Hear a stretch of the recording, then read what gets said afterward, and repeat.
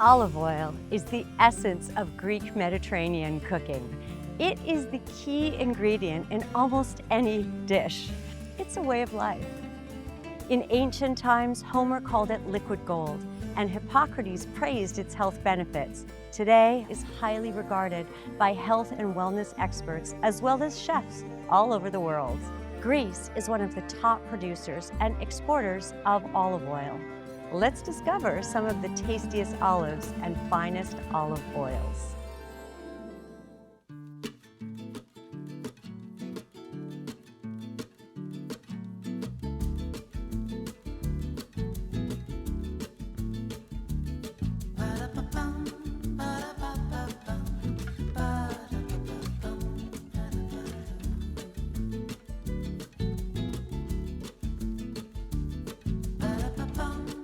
Βρισκόμαστε στον Εύρο, μια περιοχή με μακρά ιστορία και πλούσια πολιτιστική κληρονομιά, που υπήρξε πάντοτε πέρασμα λαών και πολιτισμών.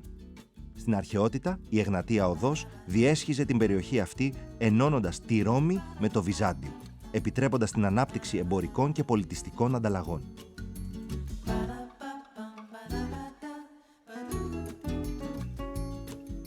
Η Μάκρη είναι ένας μικρός παραλιακός οικισμός, στον οποίο βρίσκεται η σπηλιά του μυθικού Κύκλοπα, που τυφλώθηκε από τα χέρια του ομηρικού Οδυσσέα. Εδώ απλώνεται και ο αρχαίος ελαιώνας της Μάκρης, που αριθμεί πάνω από 200.000 δέντρα, πολλά από τα οποία ζουν περισσότερο από 2.000 χρόνια. Τα υπεραιωνόβια αυτά γιγάντια ελαιόδεντρα παράγουν μέχρι και σήμερα ελαιόλαδο Μάκρης.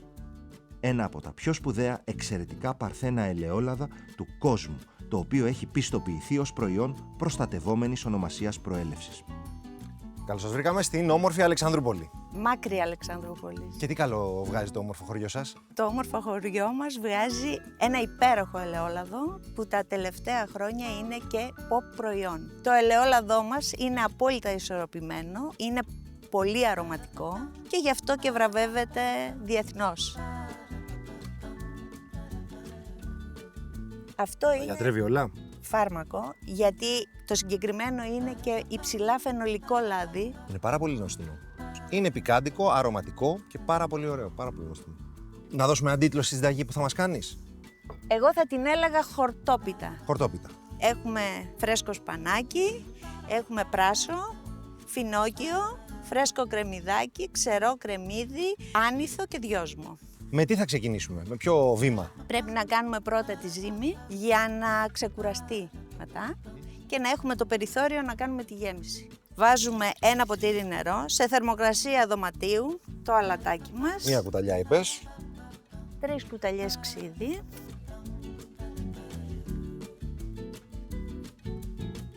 Και λαδάκι. 800 γραμμάρια αλεύρι. Πόση ώρα θα πρέπει να ξεκουραστεί? Μισή ώρα τουλάχιστον. Μισή ώρα. Το ζυμαράκι μας είναι έτοιμο. Είναι έτοιμο, φαίνεται και Δεν πολύ. κολλάει Μια χαρά, εξαιρετικά. πλέον. Σε αυτή την πίτα κάνουμε 9 φύλλα.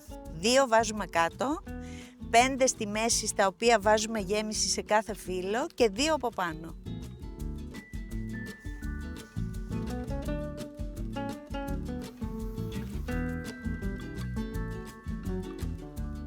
Να τα αφήσουμε να ξεκουραστούν. Πρέπει να κάνουμε τη γέμιση τώρα για να μπορέσει και αυτή να κρυώσει. Αρχίζουμε όπως πάντα με ελαιόλαδο. Θα βάλουμε πρώτα το πράσο. Συνεχίζουμε με το κρεμμυδάκι και μαραθόριζα. Χαρά και το φρέσκο κρεμμυδάκι, ωραία. Προσθέτουμε το σπανάκι μας. Θέλει περίπου 1 φλιτζάνα λάδι. Στη γέμιση το μοιράζουμε και στα φύλλα. Τώρα μπορούμε να βάλουμε και τα αρωματικά μας, τα χόρτα, δυόσμο και άνηθο. Και το πιπεράκι μας. Το τυρί και τα αυγά αφού κρυώσει. Αφού κρυώσει. Εξαιρετικά. Η γέμιση κρύωσε Εξαιρετικά. και τώρα μπορούμε να βάλουμε τα αυγουλάκια μας. Ολόκληρα, 3 ολόκληρα. Και μετά με το χέρι τρίβουμε το τυρί και το ρίχνουμε μέσα. Οπότε η γέμισή μας είναι έτοιμη. Είναι έτοιμη. Ωραία. Τα ζυμαράκια έχουν ξεκουραστεί. Ο φούρνος στους 200 Ο φούρνος στις αντιστάσεις, πάνω κάτω, όχι αέρα, στους 200 βαθμούς και ψήνουμε για 1 ώρα.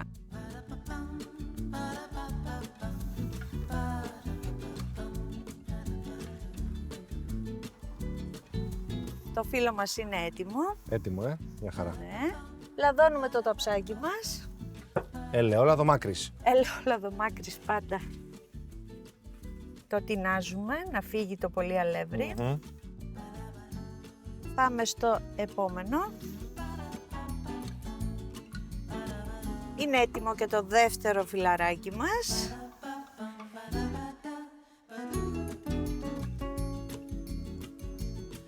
Θα βάλουμε λίγο λαδάκι, δεν θέλουμε αυτή η πίτα να γίνει στεγνή.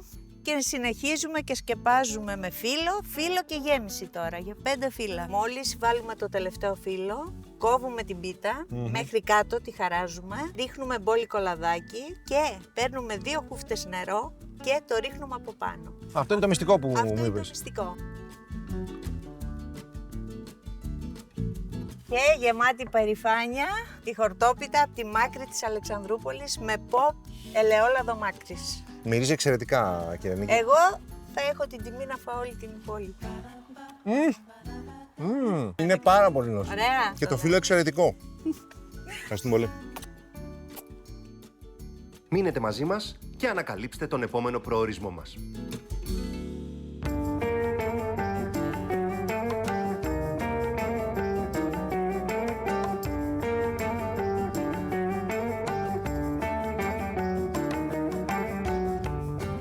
Στα ανατολικά της περιφερειακής ενότητας Χανίων, από τον κόλπο της Σούδας μέχρι τις παρυφές των Λευκών Ωραίων, βρίσκεται ο Αποκόρονας, μία από τις πιο πράσινες περιοχές της Κρήτης, με κυρίαρχους τους ελαιώνες και τους αμπελώνες. Έδρα του Δήμου, μία μικρή γραφική κομμόπολη, οι Βρύσσες. Εδώ τα ποτάμια Μπούτακας και Βρυσιανός ενώνονται στο κέντρο του οικισμού, όπου έχει διαμορφωθεί ένα μεγάλο πάρκο, στο οποίο μπορεί κάποιος να απολαύσει τον καφέ και το φαγητό του κάτω από τα πελώρια πλατάνια. Συνεχίζουμε το ταξίδι μας προς τον Βάμο, με την παραδοσιακή αρχιτεκτονική του και επισκεπτόμαστε το ιστορικό μοναστήρι του Αγίου Γεωργίου, του 13ου αιώνα. Σήμα κατά τεθέν του μοναστηριού το εκπληκτικό ελαιοτριβείο με τις 12 αψίδες, του οποίου η οροφή έχει καταρρεύσει, αλλά το μέγεθος του μαρτυρά την παραγωγή τεράστιων ποσοτήτων ελαιολάδου. Την μακραίωνη σχέση της Κρήτης με το ελαιόλαδο μαρτυρά και η μνημιακή ελιά, με την ηλικία της να υπολογίζεται στα 3.000 χρόνια. Η παραγωγή ελαιολάδου συνεχίζεται μέχρι σήμερα, με τους ελαιώνες της περιοχής να παράγουν το εξαιρετικό παρθένο ελαιόλαδο από κορώνου, με το χαρακτηριστικό χρυσοπράσινο χρώμα και την πλούσια γεύση. Εδώ θα το δοκιμάσουμε σε μια θρεπτική συνταγή με κρητικό σταμναγκάθι. Λοιπόν, Χρήστο, είμαστε στον Αποκόρονα Χανίων. Ακριβώς. Και για ποιο λόγο είναι γνωστός ο Αποκόρονας? Για πάρα πολλούς λόγους, αλλά ο πιο γνωστός είναι το ελαιόλαδο. Εδώ. Αυτό το εξαιρετικά παρθένο ελαιόλαδο. Ποικιλία. Ποικιλία κορονέικη με 10% τσουνάτι. Στην Κρήτη παίζουν πολύ αυτές οι δύο ποικιλίες στο ελαιόλαδο. Κορονέικη και τσουνάτι. Ακριβώς. Απλά πλέον το κορονέικο είναι πιο διαδεδομένο από το τσουνάτο. Αλλά δεν πάβει να υπάρχουν και τα δύο λάδια στην αγορά. Θα το δοκιμάσουμε. Εννοείται. Ο καλύτερος τρόπος να δοκιμάσεις το λάδι είναι με λίγο αλάτι και ψωμί.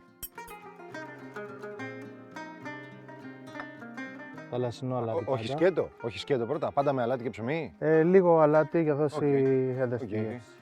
Ποιες είναι οι προϋποθέσεις για να πιστοποιηθεί το συγκεκριμένο ελαιόλαδο? Πρέπει να έχει αυτή την αναλογία κορονέικη και τσουνατή. Και παίζει ότι έχει συλλεχθεί το λάδι στον Αποκόρονα. Αλλά θέλουμε και την αναλογία των δύο ποικιλίων. Χρειάζεται. Είναι μαλακό λάδι. Είναι πολυφιλενικό. Τι σημαίνει αυτό? Σημαίνει ότι κατά τη συγκομιδή και κατά την παραγωγή μετά του ελαιολάδου, το λάδι έχει κάποια χαρακτηριστικά που εκτός από την οξύτητα που ξέραμε ως τώρα, υπάρχει και αυτός ο δείκτης ποιότητας για τα ελαιόλαδα, οι φενόλες. Το λάδι για εμάς εδώ είναι πάρα πολύ σημαντικό κομμάτι.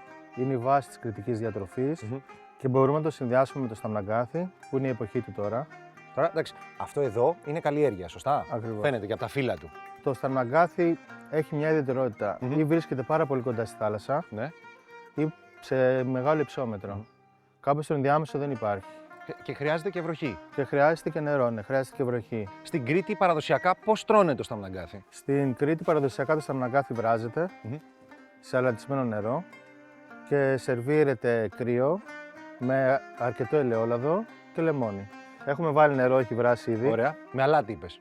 Θα προσθέσουμε τώρα το αλάτι. Οκ. Τα χόρτα είναι ήδη καθαρισμένα από χώματα, ξερά, φιλαράκια και τα πάντα. Δηλαδή είναι έτοιμο για να το βάλουμε στην κατσαρόλα.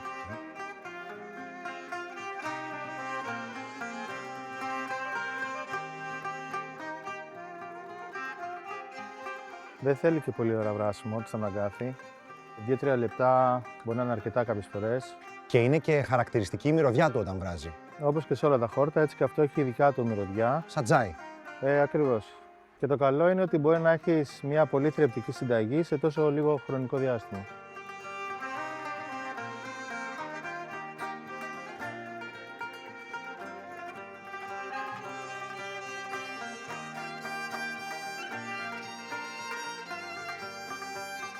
Σταμναγκάθι από την Κρήτη, Σταμναγκάθι από την Κρήτη, ελαιόλαδο από τον Αποκόρονα ακριβώς. και λεμόνι από τον κήπο σου. Λεμόνι από τον κήπο και αλάτι από την Γραβούσα.